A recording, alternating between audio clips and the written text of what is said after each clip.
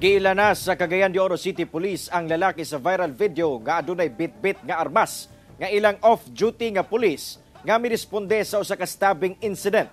Suspect nadakpan og luwas na sab ang biktima. Ang detalye sa report ni James Paulo Yap. Gipasabot karon sa kapulisan sa Cagayan de Oro City ang viral video nga mikatag sa social media.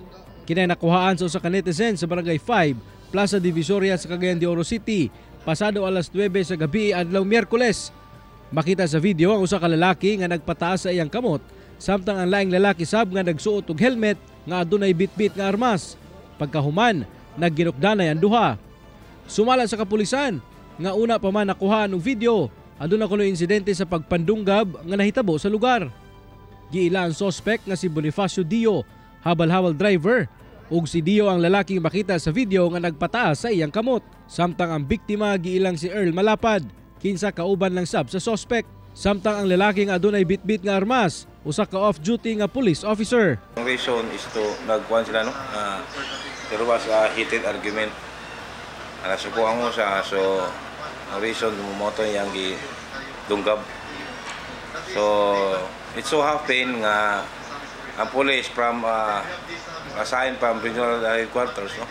Nakalabay siya, so nakuha niya nito, nakita niya ito ang pag-away. So responde siya at the time. So